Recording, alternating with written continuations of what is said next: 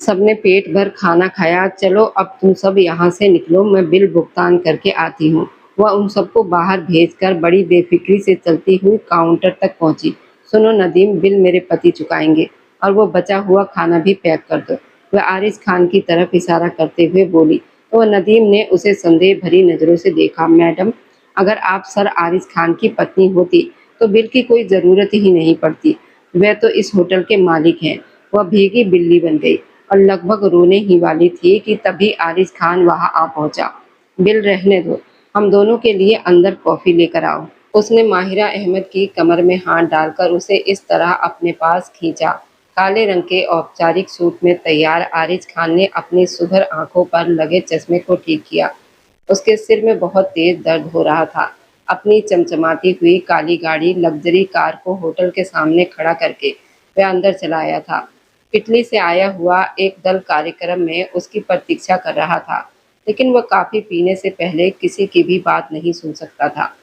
इसी वजह से तो वह अपनी कॉफी लेने यहाँ चला आया था। नदीम उसे अच्छी तरह पहचानता था, इसलिए उसके बस एक इशारे पर ही उसने कॉफी का डिस्पोजल मग लाकर आरिज खान के हाथों में थमा दिया। वह 6 फीट से भी ऊंचे कद का मालिक था। चमकते हुए जूते, सुंदर और महंगा कोट तथा बालों में जेल लगाकर अच्छे से संवारे गए बाल, वह पहले ही नजर में एक गंभीर और बड़ा व्यवसायी लग रहा था। नदीम की किसी बात पर जब वो हल्का सा मुस्कुराया तो उसके दाहिने गाल पर एक छोटा सा गड्ढा उभर आया, लेकिन वह गड्ढा उसी पल गायब हो गया जब वो कॉफी का मग लेकर पीछे मुड़ा। ठीक उसी समय होटल के बड़े कांच के मुख्य दरवाजे को खोलकर लड़कियों का एक समूह अंदर आया था। वह सभी लगभग 20-22 साल की उम्र के बीच की थी। हंसती मुस्कुराती और पूरी तरह खुशियों से भरी हुई। अंदर आते समय उन्होंने इस्माइल खान को तो जैसे देखा ही नहीं था। वह अपनी जल्दी में था और अंदर आने वाली लड़कियां अपनी ही मस्ती और धुन में थी कि तभी लाल रंग के सुंदर सूट में सजी एक लड़की इस्माइल खान से बहुत मजेदार तरीके से टकरा गई। इस्माइल खान के हाथ में पकड़ा हुआ कॉफी का मग छूटकर नीचे गिर गया। ढक्कन मजबूत था, इसलिए कॉफी जमीन पर तो नहीं बिखरी, लेकिन आरिज खान के माथे पर सिलवटें पड़ गई। ओह, मुझे सच में बहुत खेद है, मैंने ध्यान नहीं किया, नफीसा ने पूरी तरह घबराते हुए कहा था। उसके साथ आई बाकी लड़कियां भी अपनी हंसी भूलकर एकदम चुप हो गई। आरिज खान ने अपने होंठ हिलाए। वह कुछ कहना चाहता था कि अचानक उस लाल सूट वाली लड़की के पीछे से एक चेहरा सामने आया। किस बात की माफी मांग रही हो भाई? गलती इन महाशय की भी है। माना कि इनकी आंखों पर चश्मा लगा हुआ है, लेकिन इतनी नजर तो काम करती ही होगी ना कि सामने देखकर चल सके। माफी तो इन्हें मांगनी चाहिए। लड़कियां देखी नहीं कि इन पुरुषों के होश उड़ जाते हैं। ये सुनकर इस्माइल खान का दिमाग सन्न रह गया। तभी लड़कियों के चेहरे पर दबी दबी मुस्कान फैल गई थी। कुछ तो सच में हंसने लगी थी। लाल सूट पहनने वाली लड़की के पीछे से जो लड़की सामने आई थी, वह काले रंग का लंबा अनारकली सूट पहने हुए थी। अपने घने घुंघरालू बालों को कंधे के पीछे की तरफ बिखेरे हुए थी। उसने अपने होठों पर गहरे लाल रंग की लिपस्टिक लगा रखी थी और अपनी कलाई में लाल रंग की चूड़ियां पहन रखी थी। वो 20 साल की रही होगी या शायद 21 साल की, लेकिन वह जो कोई भी थी बहुत ही सुंदर थी। उसकी हरी आंखों में गुस्से के साथ साथ एक शरारत भी चमक रही थी। चलो यहाँ से, अब ये महाशय न जाने कब तक यहाँ मूर्ति बनकर खड़े रहेंगे। उस लड़की ने अपनी सहेली का हाथ पकड़ा, उसे अंदर की तरफ खींच ले गई, लेकिन आरिज खान 1 इंच भी अपनी जगह से नहीं हिला। किसी जादू से बंधे इंसान की तरह बस उस लड़की को देखता ही रह गया। वह चेहरा, वे आंखें उसके लिए अनजानी नहीं थी। कितने सालों के बाद आज उसने इस लड़की को देखा था। उसने अपने मन ही मन में हिसाब लगाया, पर उसे ठीक से याद नहीं आ रहा था वो माहिरा अहमद को आज कितने लंबे समय के बाद देख रहा था। वह बिल्कुल वैसे ही थी, विशेष रूप से उसकी यह हरी आंखें, होठों की वह सुंदर बनावट, ऐसा खूबसूरत चेहरा भला कोई कैसे भूल सकता था। इस्माइल खान के माथे की नसी पूरी तरह तन गई। मजबूरी में उसने अपनी मुट्ठियां भींचकर खुद को नियंत्रित किया था। सर, मैं आपके लिए दूसरी कॉफी ले आती हूँ, नदीम ने माफी मांगने वाले लहजे में उसके पास आकर कहा। आरिज खान का ध्यान जैसे अचानक टूटा। उसने चौंक कर नदीम को देखा और फिर अपने जूतों के पास गिरे हुए कॉफी के मग को देखते हुए कहा, नहीं, रहने दो, तुम जा सकते हो। उसने हाथ के इशारे से नदीम को वापस भेज दिया। वो एक साथ 7 लड़कियों का समूह हंसता और बातें करता हुआ कुछ दूरी पर रखी मेज के चारों तरफ कुर्सियों पर बैठ रहा था। उन सब में सबसे अलग और आकर्षक वही थी, क्योंकि उसका कद सबसे लंबा था। सुंदरता के मामले में वह उन सभी से कहीं आगे थी। एक गहरी सांस लेते हुए आरिज खान ने अपने कदम पीछे की ओर मोड़े। अब वो इस होटल के बाहर कहीं नहीं जा सकता था। वो चेहरा जिसे वह सालों से ढूंढ रहा था, आज उसकी आंखों के सामने आ गया था। एक रहस्यमयी मुस्कान ने आरिज खान के होठों को छुआ। बदले का पहला मोहरा अब उसके हाथ में था। यही वो खेल था जिसे वह सालों पहले तैयार कर चुका था। आज इसकी शुरुआत होनी थी। भाग्य उसके पक्ष में था। खोज पूरी होने से पहले ही उसे शत्रु की बेटी दिखाई दे गई थी, माहिरा अहमद। आरिज खान इस नाम को अपने होठों पर दोहराया। निश्चित अंदाज में चलते हुए पलटकर कुछ दूरी पर रखी एक कुर्सी पर बैठ गया। अरे देखो, वह आदमी जाने के बजाय वापस अंदर आ गया और तुम्हें ही देख रहा है माहिरा। अब तो तुम्हारी खैर नहीं। शाहीन बानो ने एक सनसनीखेज अंदाज में कहा। तो भोजन सूची पर नजर दौड़ाती माहिरा अहमद ने एकदम मुड़कर देखा। वह सचमुच उनसे कुछ दूरी पर बैठा था, पूरे आत्मविश्वास के साथ, एक पैर पर दूसरा पैर रखे। सोफे के पिछले हिस्से से पीठ टिकाए वो मोबाइल के बजाय मेज पर रखा अखबार उठा रहा था। उसका अंदाज ऐसा था जैसे वह उस होटल का कोई बहुत खास मेहमान हो। माहिरा के गले तक कड़वाहट उतर आई। अरे छोड़ो भी, ऐसे लोगों को क्यों भाव दे रही हो? खामोखा हमें अकड़ दिखा रहा है ताकि हम प्रभावित हो जाएं। ऐसे मर्दों के यही सब नाटक होते हैं। चलो अब जल्दी से खाना मंगवाते हैं, मुझे बहुत तेज भूख लग रही है। तुम लोग भी क्या याद करोगे कि किस दिलदार सहेली से पाला पड़ा है? उसने चुटकी बजाते ही एक शाही अंदाज में कहा था। उसकी कॉलेज की सहेलियां तो उसके इस हुक्म से बेहद खुश हो गई। उन्होंने फौरन भोजन सूची पर झपटा मारा और एक के बाद एक पकवानों के ऑर्डर देने शुरू कर दिए। कुछ ही देर में उनकी मेज तरह तरह के खानों से सज गई। देख लेना माहिरा, बिल तुम्हें ही चुकाना है। हमने बहुत सारा खाना मंगवा लिया है। क्षमा, परवीन ने पास्ता में चम्मच चलाते हुए कहा। तो माहिरा ने लापरवाही भरे अंदाज में सिर हिला दिया। बहुत पैसा है मेरे खाते में। तुम्हें तो पता ही है कि पापा हर महीने लाखों रुपए जमा करवा देते हैं, इसलिए किसी बात की चिंता मत करो। ऐसा बोलते बोलते उसने थोड़ा सा अपना रुख मोड़ा और माहिरा की बात उसके होठों में ही दबी रह गई। भूरी आंखों वाला वो शख्स लगातार उसे ही देख रहा था। हाथ में पकड़ा अखबार तो उसने जैसे बस दिखावे के लिए थाम रखा था।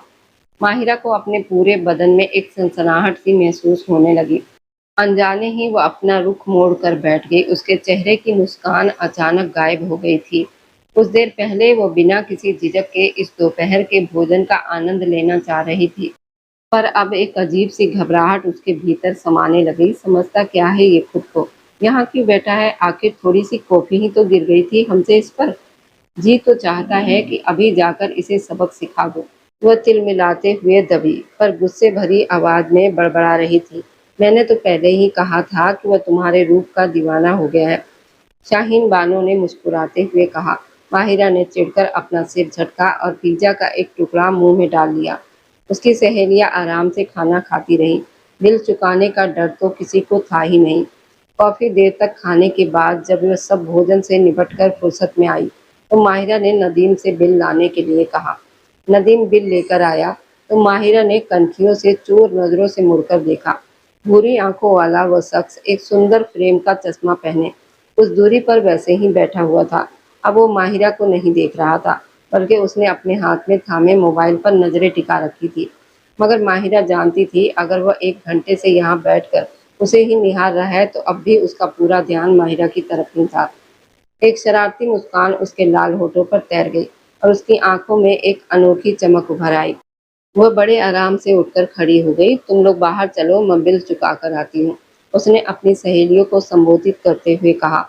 वह सब सिर हिलाती अपना अपना बैग कंधे पर लटकाकर होटल से बाहर निकल गई, जबकि माहिरा पूरे सुकून से अपनी जगह पर खड़ी रही। एक नजाकत भरे अंदाज से उसने चेहरे पर आई बालों के लटों को कानों के पीछे किया, अपनी फ्रॉक का घेराव ठीक किया, हाथ में एक सुंदर सा क्लच थामा और पूरे आत्मविश्वास के साथ कदम बढ़ाती हुई वह काउंटर तक आ गई। सुनिए, ये मेरा बिल है। वे जो सामने महाशय बैठे हैं ना, आप ये बिल उन्हें दे दीजिए। वो मेरे पति है, वही ये बिल चुकाएंगे। बेहद आत्मविश्वास से भरे अंदाज में माहिरा ने बिल सलीम के सामने रख दिया था। सलीम एकदम से चौंक गया, जबकि माहिरा के होठों पर एक दिलकश मुस्कान खिल उठी थी। उसकी भूरी आंखों में वही चमक थी जो हमेशा ऐसी कोई शरारत करते समय आ जाया करती थी। अब आएगा ना मजा? पिछले 1.5 घंटे से मुझे परेशान करने की कोशिश कर रहा है। ये महाशय सिर्फ देखने से थोड़ी मानेंगे। अब जब जेब से पैसा निकलेगा ना तभी अकल ठिकाने आएगी। सिर झटकते हुए उसने एक उड़ती हुई नजर आरिज खान पर डाली, जो बेहद निश्चिंतता से अपनी जगह से उठ रहा था। ठीक है, मैं चलती हूँ। माहिरा ने अपना रुख मोड़ा, क्योंकि उस शख्स को उठते देखकर उसका दिल एक अजीब से अंदाज में धड़क उठा था।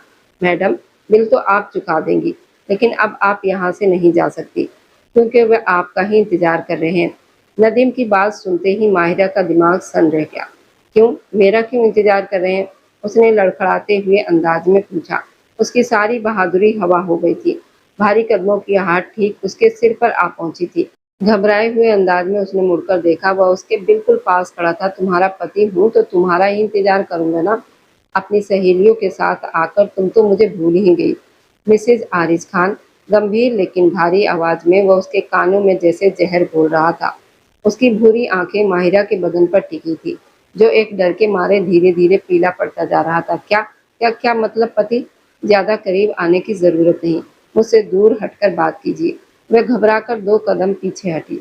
उसकी बड़ी बड़ी हरी आंखों में डर के साथ साथ घबराहट भी साफ दिखाई दे रही थी। आरिज खान के होठों पर एक बहुत ही दिलकश मुस्कान बिखर गई। अपनी कही हुई बात से मुकर जाना अच्छी बात नहीं है। क्या तुम्हारे पापा ने तुम्हें ये भी नहीं सिखाया? ठंडे अंदाज में उसकी तरफ देखते हुए आरिज खान ने अपनी जेब से एटीएम कार्ड निकाला। माहिरा का दिल उछलकर गले तक आ गया। वह अब बिल चुका रहा था। होटल के कर्मचारियों के हाव भाव और नजरों में उस शख्स के लिए इतना सम्मान था। माहिरा को अंदाजा हो गया वो किसी बहुत बड़ी मुसीबत में फंस चुकी है। मैंने अपनी सहेलियों के साथ वह सब करने की शर्त लगाई थी। वैसे आप मुझे अपना खाता नंबर दे दीजिए, मैं ये सारे पैसे आपके नाम पर भेज दूंगी। अपनी घबराहट पर काबू पाते हुए माहिरा ने वहां से खिसकना चाहा था, लेकिन आरिज खान ने बड़े आराम से उसकी कलाई थाम ली। मिसेज आरिज खान, फिलहाल आप मेरे साथ मेरे कमरे में चल रही हैं। नदीम, हम दोनों के लिए एक अच्छी सी कॉफी लेकर आओ। उसके लहजे में पूरा सुकून झलक रहा था। माहिरा का दिल जैसे डूब कर उभरा। उसने अपनी पूरी ताकत से अपनी कलाई छुड़ाने की कोशिश की, लेकिन आरिज खान की पकड़ बहुत मजबूत थी। मेरा हाथ छोड़िए। होते कौन है आप मुझे हाथ लगाने वाले? अभी पापा को फोन करूंगी तो आप पूरी जिंदगी जेल से बाहर नहीं निकल पाओगे। छोड़िए मुझे। वो बुरी तरह से चिल्लाई थी। कुछ पल पहले जो कुछ उसने नदीम से कहा था वो पूरी तरह भूल गई थी। लेकिन आरिज खान को रत्ती भर भी फर्क नहीं पड़ा। वह उसकी कलाई थामे हुए सीढ़ियों की तरफ मुड़ गया। सामने से आते हुए नदीम ने बेहद सम्मान के साथ उसे चाबी थमाई। आपका कमरा तैयार है सर, आपने हनीमून स्वीट बुक किया था ना? नदीम की बात पर माहिरा को अपने पैरों तले से जमीन खिसकती हुई महसूस हुई। उसकी बड़ी बड़ी हरी आंखों में आंसू छलक आए। उसकी सारी बहादुरी, आत्मविश्वास हवा हो गया। छोड़ो मुझे, भगवान के लिए मैं कहती हूँ, छोड़ो मुझे कृपया। कोई मेरे पापा को फोन करो। तुम लोग जानते नहीं हो मैं किसकी बेटी हूँ। वो अपनी पूरी ताकत से चिल्ला रही थी, लेकिन उन सब ने जैसे अपने कान ही बंद कर लिए थे। वह निश्चिंत होकर उसकी कलाई थामे उसे अपने साथ घसीटते हुए एक एक करके सीढ़ियां चढ़कर दूसरी मंजिल पर आ गया था। माहिरा की हालत खराब हो रही थी। कई बार सीढ़ियों पर ठोकर लगने की वजह से उसकी सांस फूल रही थी। हरी आंखों में आंसू भर आए थे और जो बाल पहले सलीके से पीठ पर बिखरे हुए थे अब वो बेतरतीब होकर चेहरे पर झूल रहे थे। मेरा हाथ छोड़ो प्लीज। आखिर सब लोग यहाँ अंधे हैं या बहरे? कोई मेरी मदद क्यों नहीं करता?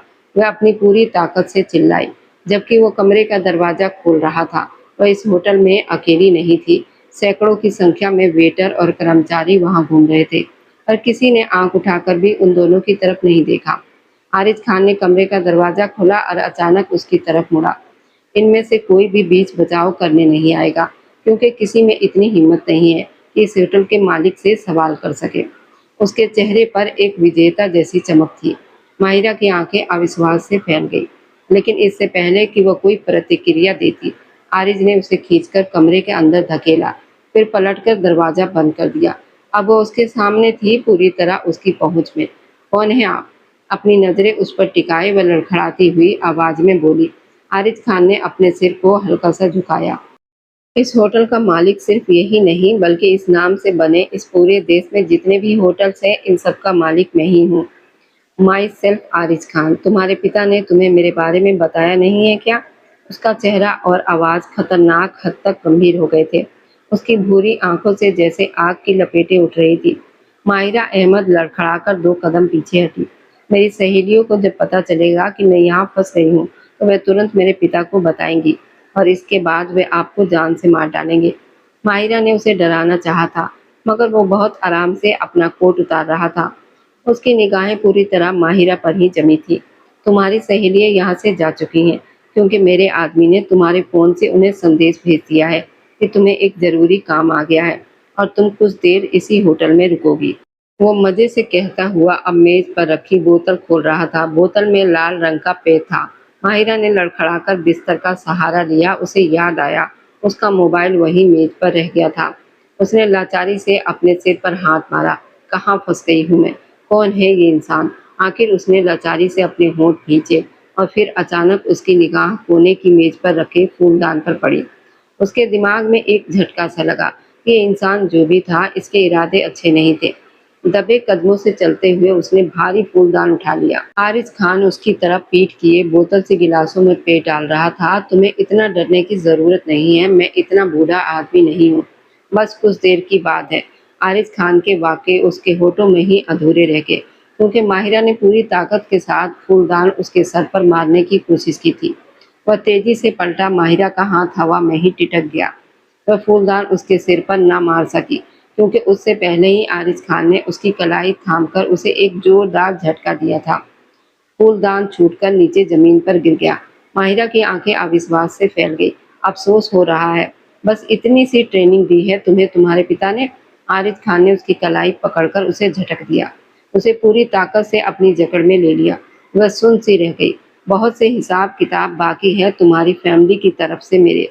आज तुम्हारे वजूद से एक आधा बदला तो पूरा हो ही जाएगा। आरिज ने उसके गले में पहना बारीक सा दुपट्टा खींचकर उतार फेंका था। माहिरा की सांसें थम गई। वह कुछ बोल भी ना पाई। कुछ बोलोगी नहीं? माफी नहीं मांगोगी अपने बाप के कुकर्मों की? गिड़गिड़ाना तो चाहिए तुम्हें, मगर तुम जैसे अहंकारियों को ये सब आता ही कहाँ है। एक झटके से उसकी गर्दन दबोचते हुए आरिज खान का चेहरा उसकी तरफ झुका। एक सिसकी माहिरा के होठों से निकली थी। आरिज एक पल के लिए रुका। वह उसकी पकड़ में थी, बेहद करीब, इतनी करीब कि वह उसकी धड़कनों को महसूस कर सकता था, उसकी बेहद धीमी पड़ती सांसों की आवाज़ सुन सकता था। वह धीरे धीरे कांप रही थी। उसका काले रंग का सूट उसके शरीर से निकलते पसीने में भीग रहा था। दुपट्टा तो वो पहले ही नीचे गिरा चुका था। गले के खुले हिस्से से उसकी गोरी त्वचा साफ झलक रही थी। वह एक पल के लिए ठिठक सा गया। बदला कहीं पीछे छूट गया। इतनी पूरी सुंदरता देखकर वह जैसे हर चीज से भूलने लगा था। प्लीज मुझे छोड़ दो, प्लीज मेरे साथ कुछ गलत मत करना। मुझे नहीं पता आप कौन हैं और आपका मेरे पिता के साथ क्या रिश्ता है। प्लीज मुझे जाने दे। वो बंद आंखों के साथ सहमे हुए अंदाज में बोली थी। उसका लहजा मिन्नत भरा था। आंखों से एक आंसू फिसलकर नीचे गिरा। आरिज जैसे होश में आया। उसने अपनी बाहों का घेरा डाल दिया। वह अपने ही झटके से नीचे जा गिरी थी। उठो यहाँ से और चली जाओ अभी और इसी वक्त। वो मेरी जगह है, मेरे आदमी हैं सब। तुम्हारा बाप जिस किस्म का आदमी है, कोई भी उससे बदला लेने के लिए कुछ भी कर सकता है। बेहतर यही है कि अभी और इसी वक्त यहाँ से चली जाओ।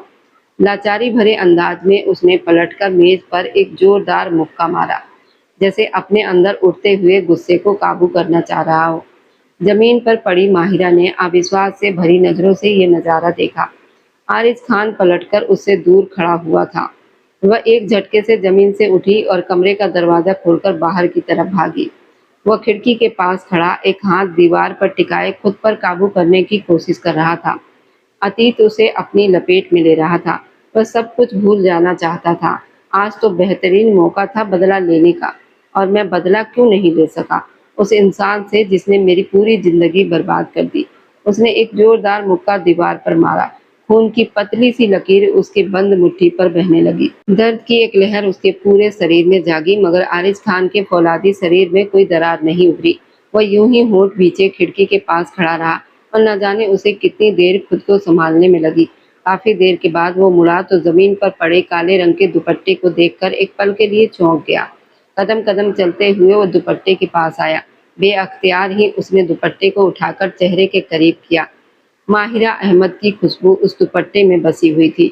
वह कोई महंगा इत्र था या उसकी अपनी खुशबू, आरिज अंदाज न कर सका। उसने दुपट्टा समेटकर अपने हाथों में थाम लिया। इस दुपट्टे को वह यहाँ नहीं छोड़ सकता था। इसलिए वो कमरे से बाहर निकल आया। नीचे होटल के कर्मचारी सिर झुकाए अपने काम में व्यस्त थे। होटल से सटे रेस्टोरेंट में भीड़ हमेशा की तरह थी। वह सीढ़ियों से होता हुआ बाहर चला आया। वह लड़की कहाँ गई? उसने बाहर खड़े गार्ड रामदीन से पूछा। रामदीन ने अपना सिर झुका लिया। सर, उसके पास गाड़ी नहीं थी।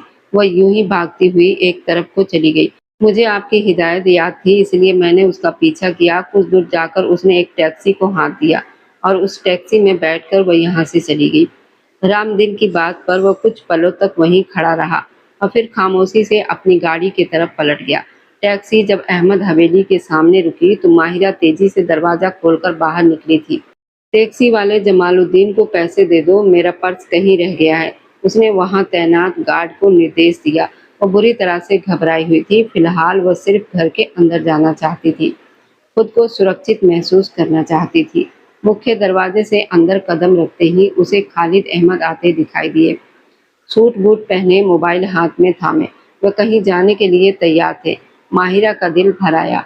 जमीन को छूती अपनी लंबी पोशाक की परवाह किए बिना वह अंधाधुंध खालिद अहमद की तरफ भागी थी। वह अपने ही ध्यान में बाहर आ रहे थे जिस समय वह अचानक जाकर उनसे लिपट गई। अरे माहिरा, क्या करती हो तुम?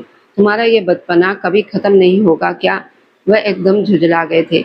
माहिरा के शब्द उसके होठों पर ही दम तोड़ गए। वह जो जी भरकर रोना चाहती थी, अपने पिता आरिज खान के बारे में बताना चाहती थी, वह स्तब्ध सी रह गई। क्या हो गया है माहिरा? सारे सूट की इस्त्री खराब कर दी है तुमने। मिल लेना था अपने पिता से बाद में, अभी हम एक जरूरी दोपहर के भोजन पर जा रहे हैं। पतली हील की टिक टिक और कानों में पड़ती जानी पहचानी आवाज पर वो मरे मरे अंदाज में पीछे हटी थी। खालिद अहमद के पीछे रुखसाना बानो चलती हुई आ रही थी, उसकी सौतेली माँ और खालिद अहमद की दूसरी पत्नी। क्या हुआ? तुम्हारा चेहरा क्यों उतरा हुआ है और ये क्या हाल बना रखा है तुमने? खालिद अहमद ने आलोचनात्मक नजर से उसका मुआयना किया था, जिसकी आंखों के चारों तरफ काजल बिखरा हुआ था और लंबे बाल बेतरतीब थे। वह एक शब्द भी ना बोल सकी, बस खामोशी से 2 कदम पीछे हट गई थी। चलिए ना खालिद, देर हो रही है। आपको पता तो है माहिरा का किसी दोस्त से झगड़ा हो गया होगा या कॉलेज में किसी शिक्षक ने डांट दिया होगा। आप बाद में बात कर लीजिएगा, रुखसाना बानो ने झुंझलाकर कहा। तो खालिद अहमद तेजी से सिर हिलाते हुए उनके साथ आगे बढ़ गए थे। वह भी बगीचे में अकेली खड़ी रह गई थी। उसकी आंखें तेजी से भर आई थी। वह होठों पर हाथ रखकर भागती हुई घर के अंदर चली आई। इस घर में और कौन था जिसके पास बैठकर उसने अपने दिल को हल्का करना था, सिवाय अपने कमरे के। कमरे में बंद होते ही वह एक बार फिर फूट फूट कर रो पड़ी। आखिर में इतनी कमजोर क्यों निकली? क्यों मैंने उस इंसान का गला नहीं घोंट दिया? कौन था वह आखिर? पिता का कोई दुश्मन? लेकिन मैंने उसका क्या बिगाड़ा था? सिसकियां लेते हुए उसे आरिज खान से बेहद नफरत महसूस हो रही थी। उसे अपनी गर्दन और कमर पर उसका स्पर्श अभी तक महसूस हो रहा था। अचानक वह चौंकी। ये सिर्फ उसका स्पर्श नहीं था, बल्कि उसके इत्र की खास खुशबू भी थी, जो उसे अपनी पोशाक पर महसूस हो रही थी। वो बुरी तरह से झल्लाई और रगड़कर उसने अपनी आंखें साफ कर ली। कोई जरूरत नहीं मुझे इस घटिया इंसान के लिए रोने की। आखिर है कौन ये तो मैं पता लगा कर ही रहूंगी। वह एक झटके से उठ गई और कमजोरी का जो पल उस पर हावी हुआ था वह दूर हो गया। वह फिर से पहले वाली माहिरा बन गई। पूरे आत्मविश्वास से भरी और गुस्सैल उसने अपना लैपटॉप उठाया और गूगल पर खोजा आरिज खान। कुछ ही देर में कई तस्वीरें उसके सामने खुल गई। जैसे जैसे वो पढ़ती गई वैसे वैसे उसके चेहरे का रंग बदलता गया। उसने झूठ नहीं कहा था, वह सचमुच शहर का सबसे बड़ी होटल श्रृंखला का मालिक था। सिर्फ 31 वर्ष के आयु में उसने इतनी बड़ी सफलता हासिल की थी, ये कोई साधारण बात तो नहीं थी। लेख उसकी तारीफों के पुल बांध रहे थे। उसने झुलाकर लैपटॉप बंद किया। बस तारीफें ही इस इंसान की। आखिर पिता से इसका क्या संबंध है? वह होंठ भींचे सोचती रह गई, मगर उसे कोई सुराग नहीं मिला। बस एक बात हैरान करने वाली थी कि आरिज खान जैसे प्रसिद्ध व्यवसायी की व्यापार के बारे में इंटरनेट पर कुछ भी नहीं था, मानो जैसे किसी ने सारी जानकारी वहां से मिटा दी हो। रात भर वह सो नहीं सकी। नौकरानी रमजानों ने आकर खाने के लिए पूछा, मगर वह सिर लपेटे पड़ी रही। पिताजी के लिए मैं कभी भी महत्वपूर्ण नहीं रही। वह इंसान मुझे पिताजी का नाम लेकर क्या कुछ कह रहा था, और इन्हें तो शायद मेरा चेहरा भी ठीक से याद नहीं। अंदर ही अंदर सुलगती हुई और रात में देर तक आंसू बहाती रही। यही कारण था कि सुबह कॉलेज में उसका सिर काफी भारी रहा। जिद में आज वो ड्राइवर मुबीन अंसारी को भी साथ नहीं लाई थी और खुद वो नौशोखिया चालक थी। इसलिए छुट्टी के समय जब उसने आसमान पर गहरे काले बादल छाते हुए देखे तो एक पल के लिए उसका दिल डूब सा गया। कोई डर की बात नहीं, मैं अच्छी खासी गाड़ी चला लेती हूँ। अच्छा ही है ना, अगर मुझे कोई नुकसान होगा तो पिताजी को शायद मेरी थोड़ी सी चिंता हो जाए। दिल ही दिल में खुद को समझाती हूँ वो समा परवीन और शाहीन बानो को अलविदा कहकर गाड़ी लेकर निकल आई। मगर अभी उसे कॉलेज निकले 5 ही मिनट हुए थे। मूसलाधार बारिश होने लगी। सड़क पर फिसलन पहले से भी ज्यादा हो गई थी। आसपास बढ़ता हुआ ट्रैफिक और सड़क पर जमा होते पानी ने माहिरा के होश उड़ा दिए थे। ये अल्लाह, कहाँ फंस गई हूँ। आज ही ड्राइवर के बिना आना था क्या। उसने जी भर के खुद को कोसा। मुख्य सड़क पर शायद कोई दुर्घटना हुई थी। आगे बहुत लंबा जाम लगा हुआ था। झुंझलाते हुए माहिरा ने गाड़ी दाईं तरफ एक छोटी सड़क पर मोड़ दिया। यहाँ गाड़ियों की आवाजाही तो ना के बराबर थी, मगर सड़क तंग थी और लगातार तेज बारिश के कारण माहिरा को गाड़ी चलाना भी कठिन हो रहा था। वह जैसे तैसे करके गाड़ी चलाती रही, मगर कुछ ही दूर जाते ही गाड़ी एक झटके साथ बंद हो गई। ये अल्लाह, अब क्या होगा। वह बुरी तरह से घबराई। कई बार चालू करने के बावजूद गाड़ी शुरू नहीं हुई। अब क्या करूं? घर से किसी को बुलाऊं क्या? वो बहुत परेशान हुई। फिर उसे याद आया कि उसके पास तो मोबाइल फोन था ही नहीं। मोबाइल फोन तो उसी आरिज खान के पास रह गया था। एक बार फिर उसने दिल ही दिल में उसे कोसना शुरू किया। सड़क पर लगातार पानी जमा हो रहा था। वह कब तक अंदर बैठी रहती, इसलिए दिल मजबूत करके वह गाड़ी से बाहर निकल आई। तेज बरसती बारिश की बौछार ने उसे पल भर में पूरी तरह भिगो दिया था। आसपास कोई आसरा या शेर नहीं था। वह चंद मिनटों में ही ठंड से थरथर कांपने लगी। कुछ देर वो वहीं बरसती बारिश में खड़ी रही। फिर उसकी नज़र गाड़ी के बिल्कुल सामने बने सफ़ेद रंग के एक बहुत बड़े घर पर पड़ी। इस सड़क पर ज़्यादा घर नहीं थे और ये घर तो काफ़ी बड़े इलाके में फैला हुआ था, जिसके दाईं और बाईं तरफ बड़े-बड़े बगीचे थे। बीच में शान से सिर उठाए वह विशाल मकान खड़ा था। माहिरा अहमद को जब कुछ समझ नहीं आया तो वह तेजी से भागते हुए घर के दरवाजे तक आई और उसके शेड के नीचे बैठ गई। कमालुद्दीन से चिल्लाकर पूछा, क्या घर में कोई महिला है? कमालुद्दीन ने दरवाजा खोलते हुए कहा, आप अंदर चली जाइए, अंदर मैडम मौजूद है। माहिरा को बड़ी राहत महसूस हुई। वह लपक कर घर के अंदर दाखिल हो गई। बड़े से बगीचे को पार करके वह जिस समय भीतर के हिस्से में आई, वह सिर से लेकर पैर तक पूरी तरह भीग चुकी थी। हल्के गुलाबी रंग की कुर्ती में उसका शरीर साफ दिख रहा था, जिससे उसे बहुत शर्म आ रही थी कि वह किस हुलिये में किसी अजनबी के घर चली आई है। मगर इससे पहले कि वो वापस लौटती, अंदर का दरवाजा एक मध्य उम्र की महिला ने खोला। बहुत चिंता जताते हुए कहा, अंदर आ जाओ बेटा, इतनी बारिश में बाहर क्या कर रही हो तुम? उस महिला ने इतने अपनेपन से कहा कि माहिरा तुरंत घर के अंदर आ गई। उस महिला ने चिंता से माहिरा को देखकर कहा, तुम तो पूरी भीग गई हो। माहिरा ने शर्मिंदा से खुद को देखा। दरवाजे के पास खड़ी हुई वो पानी से तराबोर हो रही थी। उसने झोंकते हुए कहा, मुझे माफ कीजिएगा, मगर यहाँ आसपास कोई और घर नहीं था और मेरी गाड़ी भी बस यहीं खराब हो गई। वो बहुत शर्मिंदा हो रही थी और साथ ही साथ ठंड के मारे थर-थर काँप रही थी। उस महिला के चेहरे पर मुस्कान फैल गई और उसने कहा, मेरा नाम आमीना बानो है। घबराओ मत और अंदर आ जाओ। लेकिन अगर तुम इन्हीं कपड़ों में रहोगी तो बीमार पड़ जाओगी। देखो, तुम्हारे होंठ नीले पड़ रहे हैं। महिला का स्वभाव बहुत ही कोमल था। माहिरा ने लाचारी से अपने होंठ खींचे और बोली, नहीं मैं ठीक हूँ, मुझे बस एक फ़ोन चाहिए। मैं अपने पिता को फ़ोन करूँगी तो वह घर से कोई गाड़ी भेज देंगे। वह अंदर ही अंदर घबरा भी रही थी, मगर आमिना बानो के होठों पर मुस्कुराहट बिखर गई और उन्होंने कहा, तुम परेशान मत हो, फ़ोन भी कर लेना, मेरा बेटा आने वाला है, वो तुम्हें छोड़ आएगा, तुम तब तक कपड़े बदल लो। उन्होंने हाथ में पकड़ा फ़ोन उसकी तरफ बढ़ाया। माहिरा को थोड़ी राहत महसूस हुई। वह सिर से पैर तक भीगी हुई थी, इसलिए फ़ोन का इस्तेमाल करने के बाद मजबूरी में उसे आमिना बानो की बात मानकर अंदर कमरे में जाना पड़ा। उन्होंने अलमारी खोलकर एक लोअर और टी-शर्ट उसके हवाले की और कहा, मेरी कोई बेटी नहीं है, बस बेटा ही है। ये उसी के कपड़े हैं, तुम इन्हें बदल लो। वह उसे स्नान घर दिखाकर बाहर चली गई। माहिरा ने अपना दिल मजबूत किया और सोचने लगी कि मैं इतना डर क्यों रही हूँ। ये कोई डरावनी फिल्म थोड़ी है। वह कितनी अच्छी और भली महिला है। उसने लोअर और टी-शर्ट उठाई और सीधे स्नान घर में चली गई। उसे नहीं पता था वह किसका कमरा था और किसका स्नान घर था, मगर वहाँ की हर चीज़ बहुत आलीशान थी।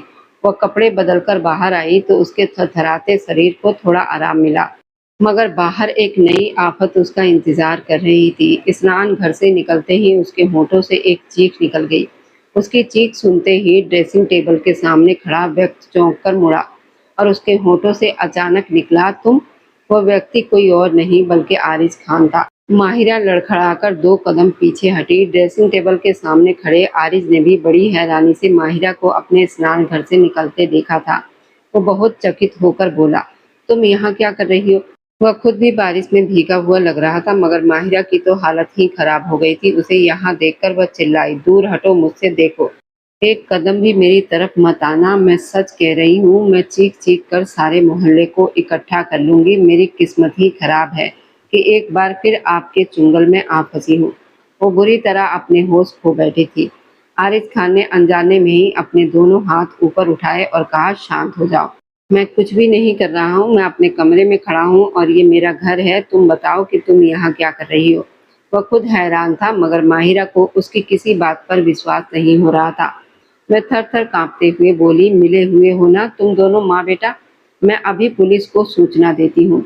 आरिज खान को देखते ही उसकी सारी बहादुरी हवा हो गई थी। वह एक झटके से उसके पास से गुजरी, मगर आरिज ने उसकी कलाई थामकर उसे रोक लिया और कहा, अम्मी को इस बारे में कुछ भी नहीं पता है, कृपया उन्हें कुछ मत बताना, वह दिल की मरीज है। आरिज खान के लहजे में पहली बार घबराहट साफ दिख रही थी, मगर माहिरा तो जैसे उसके छूते ही करंट खाकर उछल पड़ी। वो बुरी तरह से चिल्लाई, मैंने कहा ना, मुझे हाथ मत लगाओ, दूर हटो मुझसे। अपराधी कहीं के। रसोई से गर्म चाय की ट्रे लेकर आती हुई अमीना बानो बुरी तरह चौंक गई और सोचने लगी, ये अल्लाह, लगता है आरिज खान वापस आ गया है। मैंने तो उस लड़की को आरिज खान के कमरे में कपड़े बदलने के लिए भेजा था। वो परेशान हो गई और ट्रे को मेज पर रखते हुए तेजी से आरिज खान के कमरे की तरफ आई, मगर दरवाजा खोलते ही उनके होश उड़ गए। आरिज खान ने माहिरा की कलाई थाम रखी थी और वह जोर जोर से मदद के लिए चिल्ला रही थी। दरवाजा खोलने की आवाज सुनते ही दोनों एक साथ पलटे। आरिज खान की पकड़ माहिरा की कलाई पर थोड़ी ढीली पड़ी और उसी पल का माहिरा ने फायदा उठाया। उसने झपटकर मेज पर रखी फल काटने वाली छुरी उठाई और पूरी ताकत से आरिज की पसली के पास घोंप दी। वह अपने ही विचारों में खोया हुआ खड़ा था, इसलिए बस एक दर्द भरी कराह उसके होठों से निकली, मगर ये देखकर अमीना बानो के होठों से एक दिल दहलाने वाली चीख निकल पड़ी, आरिज, ये क्या किया तुमने? मेरे बेटे को मार दिया। वह एकदम भागती हुई आरिज तक आई थी, जो एक कराह के साथ अपने उबलते हुए खून को रोके हुए था। माहिरा अहमद ने कांपते हाथों से छुरी नीचे फेंकी। वो मैंने क्या कर दिया? वह लड़खड़ा कर 2 कदम पीछे हटी थी। अमीना बानो की चीखें और आरिज का सफेद पड़ता चेहरा देखते ही उसका सिर जोर से चकराया। मैं पुलिस को बुलाती हूँ, उस लड़की ने तुम्हें चाकू मारा है आरिज। अमीना बानो फूट फूट कर रो रही थी। माहिरा उल्टे कदमों कमरों से बाहर की तरफ भागी। अंधाधुंध बाहर की तरफ भागते हुए उसके कानों में आरिज की आवाज पड़ी थी। वह अपनी माँ को रोक रहा था, नहीं अम्मी, पुलिस को फोन मत करना, वह कोई पराई नहीं है, वो माहिरा है, खालिद मामा की बेटी। वो बैठक के आखिरी छोर पर थी जब दर्द में डूबी आरिज की आवाज पर उसके कदम वहीं थम गए थे। वो पल भर में जैसे जम सी गई। बेअख्तियार उसने पलटकर कमरे की तरफ देखा, जहाँ पर आमिना बानो आरिज को संभालने की कोशिश कर रही थी। वह अभी तक अपने पैरों पर खड़ा था, शायद वो बेहद मजबूत हौसले का मालिक था। खालिद मामा, इसका मतलब ये मेरी बुआ जी हैं और आरिज बुआ जी का बेटा। माहिरा के होंठ लाचारी से हिले, उसकी आंखें अविश्वास से फैली हुई थी, मगर अगले ही पल उसे आरिज का वह रूप याद आया जो उसने होटल में देखा था। एक कपकपी लेकर वह उल्टे कदमों घर से बाहर की तरफ भागी। फिलहाल उसे सिर्फ अपनी जान बचानी थी। बाहर बारिश थम चुकी थी। वह तेजी से गाड़ी के अंदर बैठी। ये अल्लाह, आज मुझे बचा लो, मुझे अपने घर वापस जाना है। गाड़ी चालू करने की कोशिश करते हुए वह दिल ही दिल में गिड़गिड़ाई।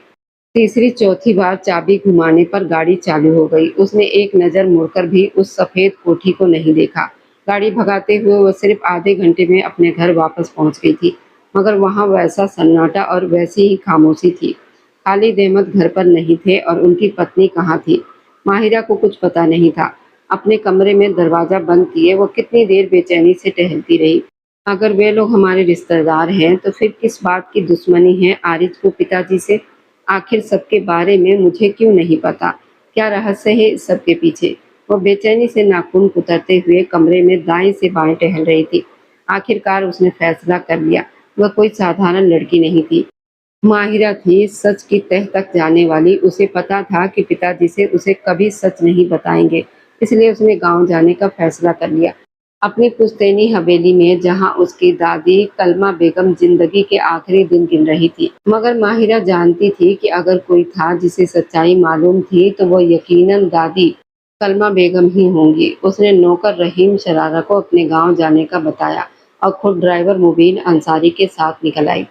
शहर से 2 घंटे की दूरी पर उनकी पुश्तैनी हवेली मौजूद थी। वहां शहर की तुलना में काफी ज्यादा चहल पहल थी। गांव में भी बारिश हुई थी, जिसकी वजह से हर तरफ पानी ही पानी हो गया था। माहिरा को अपनी बीमार दादी के कभी कोई खास लगाव नहीं रहा था, मगर आज वह उन्हीं के लिए यहाँ आई थी। उसे देखकर दादी कलमा बेगम हैरान रह गई, मगर उनके बूढ़े हाथों ने उसे खुद में समेट लिया था। माहिरा को थोड़ी शर्मिंदगी महसूस हुई कि वह उससे कितनी मोहब्बत करती थी। दादी, मुझे सब कुछ बताइए, सच पिताजी हवेली छोड़कर क्यों चले गए, और क्या सच में मेरी कोई बुआ जी हैं? उसने दादी कलमा बेगम के दोनों हाथ थामे। उनकी बूढ़ी आंखों में आंसू छलकने लगे थे। मुझे यकीन था एक ना एक दिन तुम्हें इस बात का पता जरूर चलेगा। मैं नहीं जानती कि आमिना जीवित भी है या नहीं। तुम्हारे बाप ने तो उसे मारने में कोई कसर नहीं छोड़ी थी। जब तुम सिर्फ 5 साल की थी, तुम्हारे बाप और मेरे इकलौते बेटे खालिद ने हमारी सारी संपत्ति औने पौने दामों में बेच डाली। वह शहर में नया व्यापार करना चाहता था। तब तुम्हारी बुआ जी अमेरिका में अपने पति के साथ रहती थी। उनका नाम आमिना था। तुम्हारे बाप ने जो व्यापार शुरू किया वह तो चला ही नहीं, जिसके परिणाम स्वरूप उसने ये हवेली भी गिरवी रख दी। आए दिन वह तुम्हारी माँ फातिमा खातून को मारता पीटता था और अपना सारा गुस्सा और परेशानी मुझ पर और तुम्हारी माँ पर निकालता था।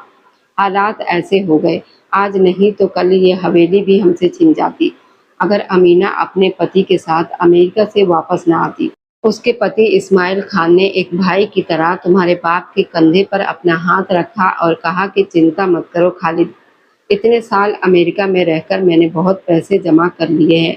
तुम सब मेरे अपने हो, और ये पैसा अगर तुम लोगों के काम नहीं आया तो मेरे किस काम का। इस हवेली को मुक्त करवाऊंगा और व्यापार में फिर से खड़ा होने में तुम्हारी मदद भी करूंगा। इस्माइल खान ने अपनी सारी जमा पूंजी खालिद के सामने रख दी, और खालिद तो हमेशा का लालची था। उसने वह सारी दौलत समेट ली, उस हवेली को मुक्त करवाया, शहर में अपना व्यापार खड़ा किया। जब व्यापार खूब जम गया तो उसने दूध में से मक्खी की तरह इस्माइल खान को बाहर निकाल दिया। आमिना और इस्माइल खान हैरान रह गए कि उनका बेटा आरिज अमेरिका में पढ़ रहा था और वे यहाँ बेसहारा हो गए। आमिना और इस्माइल खान ने तुम्हारे बाप की बहुत मिन्नतें की, व्यापार में हमारा हिस्सा हमें दे दे। भाई, हमारे पास जितनी रकम थी हमने सब आपके व्यापार में लगा दी। अगर आपने हमें कुछ न दिया तो आरिज की पढ़ाई भी जारी नहीं रह सकती और वे वहाँ अमेरिका में पाई पाई का मोहताज हो जाएगा। अमीना ने खालिद के सामने अपने हाथ जोड़ दिए थे, मगर खालिद पर तो न जाने कौन सा लालच का पट्टी बन गया था। उसने धक्के मारकर आमिना और इस्माइल खान को दोनों को घर से बाहर निकाल दिया और मुझ बूढ़ी जान की भी न सुनी।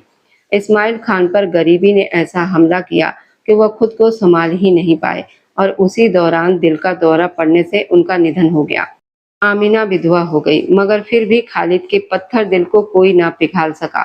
व्यापार में से उसने अमीना को 1 रुपया भी ना दिया, बल्कि यहाँ तक कह दिया कि अगर वह इस हवेली के आसपास नजर आई तो इसे जान से मार देगा, अमेरिका में इसके बेटे को खत्म करवा देगा। आमिना बेटे की जान बचाने के लिए हम सबसे दूर चली गई और कोई नहीं जानता था कि वह कहाँ गई। तुम्हारा बाप तो यही कहता रहा कि वह भी कहीं मर गई है। खालिद को किस लालच ने इतना अंधा किया कि वह जल्द ही जल्द खुल गया और व्यापार में सफल होते ही उसने शहर में अपना घर बनाया, रुखसाना से शादी कर ली।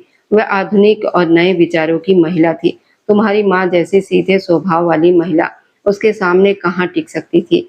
कुछ ही सालों में तुम्हारी माँ फातिमा खातून अल्लाह को प्यारी हो गई और खालिद हम सबको भूल भाल कर अपनी दुनिया में मगन हो गया। अब बरसों गुजर चुके हैं, पता नहीं कहाँ है मेरी बेटी। वह रोने लगी थी। तब बैठी माहिरा ने बेअख्तियार अपने आंसू साफ किए। उसे विश्वास नहीं हो रहा था कि उसका बाप कितना क्रूर इंसान था। वह जो आरिज को गलत समझ रही थी, वास्तव में वह अपने अंदर इतने दुख संभाले हुए था। न जाने किस तरह उसने अमेरिका में अपनी पढ़ाई पूरी की थी और वापस आकर अपना व्यापार खड़ा किया था। अगर वो बदला लेना चाहता था तो वो तो न्याय पर था। वह एक झटके से उठ खड़ी हुई और बोली, बुआ जी जीवित हैं। दादी, शायद उन्होंने अपना दिल मजबूत कर लिया है, मगर मैं उन्हें आपके पास जरूर लाऊंगी। उसने दादी कलमा बेगम का हाथ थामकर वादा किया। वह रो रो कर बेहाल हो चुकी थी। पूरी रात माहिरा की आंखों से नींद गायब रही। रह रहकर वह भूरी आंखें वाला व्यक्त उसके ख्यालों में उतर रहा था। उसे अपने बाप पर भी जी भरकर अफसोस हो रहा था। उसने पक्का फैसला कर लिया था कि वह शहर जाकर उनसे और बुआ जी आमीना बानो से माफी तो मांग ही सकती है। यही सोचकर वह सुबह तैयार होकर हवेली से निकल आई थी। हल्के रंग की लंबी कुर्ती और पैंट के साथ वो बेहद तरोताजा लग रही थी। जैसे ही वो गाड़ी में बैठी, ड्राइवर मुबीन अंसारी ने गाड़ी चालू कर दी। शहर और गांव के बीच लंबा रास्ता था। आधा रास्ता तय हुआ और गाड़ी एक पेट्रोल पंप के सामने रुकी। तो ड्राइवर गाड़ी से नीचे उतर गया और वो अपनी ही सोच में डूबी बैठी रही। कुछ देर के बाद ड्राइवर फिर से गाड़ी में बैठा और गाड़ी चालू हो गई। अब अगर रास्ते में कोई दुकान आए तो मुझे पानी की बोतल दिला देना, माहिरा ने हल्का सा ड्राइवर की तरफ देखते हुए कहा, और वह एक पल के लिए स्तब्ध रह गई। गाड़ी चलाने की सीट पर मुबीन अंसारी नहीं बल्कि कोई और बैठा था। वह आरिज खान था। आप यहाँ? ड्राइवर कहाँ है? वो बुरी तरह से घबराई। आरिज खान ने आराम से सर हिलाया। मैंने ड्राइवर से बात कर ली है, वो यहाँ से दोबारा शहर चला जाएगा। मुझे तुमसे कोई जरूरी बात करनी थी, इसलिए ये तरीका अपनाया। वह मजबूत अंदाज में बात कर रहा था। माहिरा का दिल धक धक करने लगा और उसने चुपके से आरिज खान का मुआयना किया। वो मजबूत हाथों से गाड़ी चला रहा था। सफेद रंग का कुर्ता पजामा पहने वह अपने पहले वाले रूप से बिल्कुल अलग लग रहा था। देखो माहिरा, मैं जानता हूँ तुम्हें सच्चाई से दूर रखा गया है। मैं प्रतिशोध के आग में पागल हो रहा था। मेरे पिता खालिद अहमद की वजह से इस दुनिया से चले गए। मैंने किस मुश्किल से अपनी पढ़ाई पूरी की ये मैं ही जानता हूँ। मेरे किस्मत ने साथ दिया तो मैं होटल ये श्रृंखला बनाने में सफल हो गया, वरना शायद मैं कोई कार मैकेनिक होता। वह कड़वाहट से हंसा था। माहिरा ने लाचारी से सिर झुका लिया। कुछ दिनों पहले तक मैंने पक्का संकल्प कर लिया था कि मैं तुमसे बदला लूंगा किसी भी तरीके से। मैंने लंबे समय से तुम पर नजर रखी हुई थी, तुम्हारी फेसबुक प्रोफाइल के जरिए, मगर पिछले कुछ वर्षों से तुमने वहां पोस्ट करना छोड़ दिया था। इस कारण जब मैंने तुम्हें होटल में देखा तो मैंने बदला लेने का पूरा मन बना लिया था, लेकिन न जाने क्या हुआ मगर मैं तुम्हारे आगे हार गया। तुम्हारी मासूम सूरत देखकर मेरी हिम्मत नहीं हुई कि मैं तुम्हें कोई नुकसान पहुंचा सकूं। इसलिए मैं आज तुम्हारे सामने स्वीकार कर रहा हूँ कि मैं तुम्हारी तरफ कभी बुरी नीयत से नहीं आया था, लेकिन अब मैंने तुम्हारे पिताजी को माफ कर दिया है। भविष्य में कभी मैं तुम्हारे सामने नहीं आऊंगा। तुम भी कृपया पिछली सारी बातों को भूल जाना। हमारा अतीत बहुत बुरा है, वरना मैं तो कुछ और ही चाहता था। अपनी बात पूरी करके वह खामोश हो गया। माहिरा लगातार उसे देखती चली गई। वह कुछ न बोली तो आरिज खान ने मुड़कर उसे देखा। उसका दिल एक पल के लिए बेकाबू हुआ था। उसके सौंदर्य ने तो उसे एक पल में ढेर कर दिया था। कुछ पलों तक वह उसे देखता ही रहा। गाड़ी अनियंत्रित हुई तो वह चौंक कर आगे की तरफ देखने लगा। हमारा अतीत ऐसा ना होता तो क्या आप चाहते? हमारे इस अचानक किए गए सवाल पर आरिज खान चौंका। तो फिर मैं तुमसे शादी करना चाहता और मैं तुम्हें विवाह का प्रस्ताव देता। क्या तुम मुझसे शादी करोगी? माहिरा से सवाल करते हुए वह हल्का सा हंसा था, जैसे उसे उत्तर पता हो। माहिरा ने गहरी सांस ली। हाँ, मैं आपसे शादी करने के लिए तैयार हूँ, मगर शर्त यह है कि ये शादी अभी होगी, आज ही। आरिज का पैर अचानक ब्रेक पर जा पड़ा। चरमराने की आवाज के साथ गाड़ी रुकी। उसने एक झटके से मुड़कर देखा था। ये क्या कह रही हो तुम? माहिरा, तुम होश में तो हो? वह बहुत हैरान हुआ था। माहिरा ने सहजता से अपना रुख मोड़ा। मैं बिल्कुल ठीक कह रही हूँ। मैं सिर्फ 5 मिनट तक इंतजार करूंगी। अगर आपने हाँ नहीं किया तो मेरा ये प्रस्ताव बदल जाएगा। वह बिल्कुल पहले वाले निडर और आत्मविश्वासी अंदाज में बोली थी। आरिज कुछ पलों तक उसे देखता ही रहा। समय खत्म होने वाला है। माहिरा ने दरवाजे के हैंडल पर हाथ रखा। आरिज ने एक पल की भी देरी किए बिना उसकी कलाई थामकर उसे रोका। मुझे स्वीकार है, एक बार नहीं 1000 बार भी। लेकिन तुम्हारे पिताजी का क्या? क्या तुम उन्हें नहीं बताना चाहोगी? वह बहुत खुश था और साथ में हैरान भी। माहिरा ने सिर झटका। उन्हें कोई फर्क नहीं पड़ता। वह सिर झुकाकर अपने होंठ काटने लगी। आरिज ने मुस्कुराते हुए कहा, तुमने पूछा ही नहीं कि मेरा घाव अब कैसा है। तुमने मुझे मारने में वैसे कोई कसर तो नहीं छोड़ी थी। वह मजाकिया अंदाज में बोला, तो माहिरा अहमद को थोड़ी शर्मिंदगी महसूस हुई, मगर उसने कोई जवाब न दिया। आरिज खान की खुशी का कोई ठिकाना नहीं था। उसने एक बार फिर गाड़ी चालू की, मगर एक हाथ से उसने माहिरा की कलाई लगातार थाम रखी थी। मेरा हाथ तो छोड़ दे प्लीज, दर्द हो रहा है। आधे घंटे के बाद वह जैसे थक कर बोली तो आरिज ने मुस्कुराते हुए उसकी कलाई छोड़ दी। उसका रुख कोर्ट की तरफ था और वे शहर में दाखिल हो चुके थे, मगर इससे पहले कि वे दफ्तर पहुंच पाते, एक छोटी सड़क पर मुड़ते ही काले रंग की गाड़ियों ने उन्हें आगे पीछे से घेर लिया। आरिज के माथे पर बल पड़ गए और माहिरा की सांस उसके गले में ही अटक गई। वो कैसे भूल गई थी कि खालिद अहमद ये सब कुछ होने देंगे। गाड़ी से नीचे मत उतरना जब तक मैं न कहूं।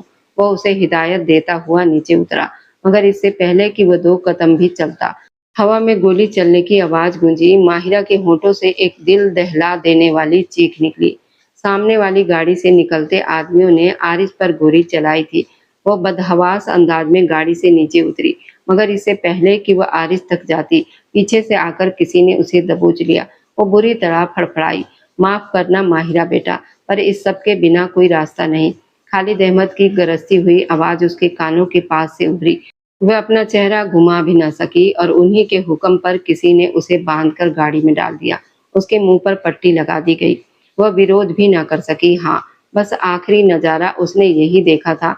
आरिज अपनी एक करवट को थामे जमीन पर गिर रहा था और खालिद अहमद उसके पास से गुजरते हुए आरिज की तरफ जा रहे थे। कोई गाड़ी में बैठा और उसने गाड़ी चालू कर दी, जिसके बाद माहिरा का दिमाग गहरे अंधेरे में डूबता चला गया। जब उसे दोबारा होश आया तो वह हवेली के कमरे में मौजूद थी। उसके हाथ पांव खोले जा चुके थे, होठों पर लगी पट्टी भी गायब थी। वह एक झटके से उठ बैठी। विश्वास नहीं होता कि पिताजी ऐसे हरकत भी कर सकते हैं। क्या किया होगा उन्होंने? आरिज को मार डाला होगा। चकराते हुए सिर को थामती हुई बिस्तर से नीचे उतर आई। कमरे में उसके अलावा और कोई था भी नहीं। अचानक उसे अपने पिता से तीव्र नफरत महसूस हुई। वह कमरे का दरवाजा खोलकर बाहर निकल आई तो हवेली के बड़े हॉल में ऊंचा ऊंचा बोलने की आवाजें आ रही थी। ये आवाजें उसके पिता की ही थी, इसलिए वह खुद ब खुद उसकी तरफ चली आई। संभाल कर रख ले अपनी इस पोती को। जैसे उसकी माँ कम अकल थी, वैसे ही ये खुद भी है। जिन रिश्तों से मैं कब का पीछा छुड़ा चुका हूँ, उनसे ये नए रिश्ते जोड़ने चली है। विवाह की तैयारियां करे। आज शाम जो भी पहला रिश्ता मिला, उसके साथ इसका विवाह करवा दूंगा मैं। माहिरा का गला फाड़कर चिल्लाते हुए कहीं से भी खालिद अहमद नहीं लग रहे थे, जो शहर में एक नामचीन व्यापारी के तौर पर मशहूर थे। माहिरा की आंखों में आंसू छलकने लगे। शर्म कर लो खालिद, वह कोई पराया नहीं, तुम्हारी बहन का बेटा है। अपनी गलतियों को सुधार लो। अगर आरिज खान माहिर को पसंद करता है तो तुम्हें इन दोनों की शादी कर देनी चाहिए। अभी अपनी गलतियों का हर्जाना भर लो। दादी कलमा बेगम की आवाज पर माहिरा ने देखा। वह अपनी पहिया कुर्सी पर वहां मौजूद थी। उनका बूढ़ा शरीर भले ही कमजोर था, मगर वह उसके लिए लड़ रही थी। कोई गलती नहीं की है मैंने। मैंने अपना व्यापार खुद जमाया है। इस्माइल ने खुद पैसे दिए थे मुझे उस वक्त। ना देता मुझे वह रकम, मैंने उससे मिन्नत करके थोड़ी ही ली थी। अब उसका बेटा कहीं से उठकर आ गया है और 4 दिन के बाद वह अपने बाप का व्यापार मुझसे मांगने लगेगा। यही चाहती है ना आप? वह गुस्से से लाल होकर बोल रहे थे। माहिरा ने लाचारी से अपनी पलकें भींच ली, मगर किसी एहसास के कारण उसने तुरंत आंखें खोल दी। उसे लगा कि ये उसका भ्रम है। उसने बेअख्तियार पलकें झपकाकर देखा, मगर वह भ्रम नहीं था। वह सचमुच आरिज खान इसी हाल के दरवाजे से अंदर दाखिल होता नजर आ रहा था। उसके माथे पर एक पट्टी बंधी थी और उसने वही सफेद रंग का कुर्ता पजामा पहन रखा था, जिसमें दाईं तरफ खून का एक लाल निशान मौजूद था। वह अकेला नहीं था, उसके साथ बुआ जी अमीना बानो भी थी। मेरी बेटी आ गई। दादी कलमा बेगम की आंसुओं में डूबी हुई आवाज तेज हुई। अमीना बानो ने तो जैसे हर परवाह किनारे रखती थी, वह दौड़कर अपनी माँ से लिपट गई। हवेली के सारे नौकर नम आंखों के साथ वे नजारा देखते रहे। दोनों माँ बेटी एक दूसरे के गले लगकर न जाने कितनी देर तक रोती रहीं और दादी कलमा बेगम बार बार अमीना बानो को चूम रही थी। मुझे माफ कर दे अम्मा, मैं सिर्फ आरिज खान के बचाने के लिए आप सबसे दूर हो गई थी। मुझे लगता था कि खालिद भाई एक बार फिर हमें बर्बाद कर देंगे। वह फूट फूट कर रो रही थी तो दादी कलमा बेगम ने उन्हें अपने साथ सटा लिया। क्या मतलब है तुम्हारा? मैंने कब तुम लोगों को बर्बाद किया? तुम और तुम्हारा बेटा ये चालें चलना बंद करो। मेरी बेटी को मेरे खिलाफ भड़काया, अब और माँ को मेरे खिलाफ कर रहे हो। वह भड़क कर बोले थे। आरिज खान के माथे पर बल पड़ गए। उसने कहा, बस बहुत हो गया खालिद मामा, आखिर आपको इतना गुस्सा किस बात का है? जो कुछ आपने करना था वो कर लिया, लेकिन अब आपकी मर्जी नहीं चलेगी।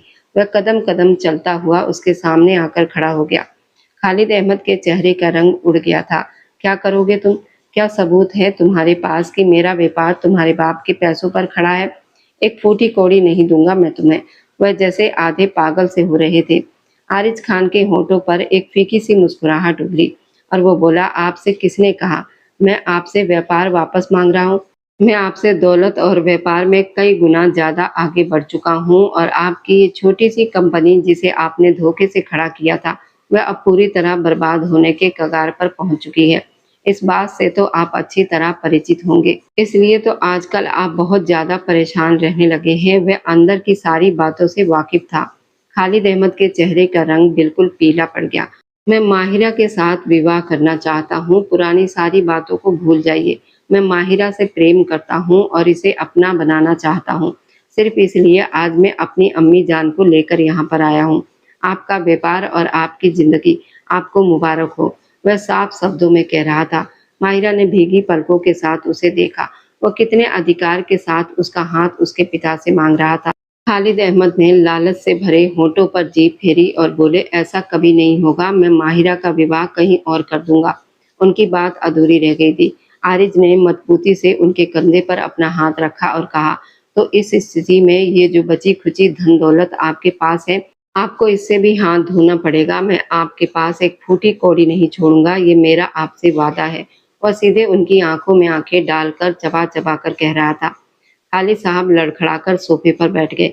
जेब से रुमाल निकालकर उन्होंने माथे पर आया पसीना साफ किया और बोले कि अच्छा ठीक है, ऐसा करो कि आज शाम को ही विवाह कर लो। रुखसाना घर में अकेली है, मुझे वापस भी जाना है। बहुत ही कमजोर आवाज में कहते हुए उन्होंने जैसे हार मान ली थी। आरिज के होठों पर एक मुस्कुराहट तैर गई। सीढ़ियों पर खड़ी माहिरा ने आंसू भरी आंखों से अपने पिता को देखा था, जिनका सारा घमंड, सारा अहंकार आज पूरी तरह टूट चुका था। धोखेबाजी से बनाई हुई शानदार जिंदगी अपनी आखिरी सांसें ले रही थी, मगर फिर भी वो अपने पिता के बारे में बुरा नहीं सोच सकती थी। विवाह का ये छोटा सा समारोह खुशियों से भरा हुआ था। दादी कलमा बेगम ने उसकी माँ फातिमा खातून का वही पुराना शादी का लाल जोड़ा निकाल कर दिया, जिसे पहनकर वह अपनी किस्मत पर विश्वास नहीं कर पा रही थी। खालिद अहमद ने बेमन से ही सही लेकिन पिता होने का कर्तव्य निभाया था। जिस समय माहिरा ने विवाह के कागज पर हस्ताक्षर किए, उसका दिल जोर से धड़क उठा। ये वही इंसान था जिससे वो बस कुछ ही दिनों पहले मिली थी, और वह मुलाकात भी कैसी थी। होटल वाली घटना याद आते ही माहिरा के होठों पर एक शर्मिंदगी भरी मुस्कुराहट फैल गई। उसकी विदाई हो चुकी थी। आरिज खान उसे अपने साथ शहर में अपने घर ले आया था। अमीना बानो इतने सालों के बाद अपनी माँ दादी कलमा बेगम से मिलकर बेहद खुश थी। दिखावे के लिए ही सही, मगर खालिद अहमद भी अपनी बहन से अब राजी हो चुके थे। अब सब कुछ बिल्कुल ठीक था। वह फूलों से सजी सेज के बीच में बैठी थी। तभी दस्तक देकर वो कमरे में दाखिल हुआ। उसने माहिरा को अपने पास लाते हुए कहा, मुझे पहली नजर में प्रेम का बिल्कुल विश्वास नहीं था, जब तक मैंने तुमसे नहीं मिला था। वह लाज से लाल हो गई। वैसे सच बताओ, तुम मुझसे विवाह सिर्फ इसलिए करना चाहती थी ताकि तुम अपने पिता को दंड दे सको, या कोई और बात थी? उसके जूड़े और बालों से पिन निकालते हुए आरिज खान ने पूछा। तो माहिरा के होठों पर एक शरारती सी मुस्कुराहट बिखर गई और वो बोली, आप में ऐसी कौन सी खास बात है जो मैं आपसे इतनी तीर मोहब्बत में डूब जाऊं?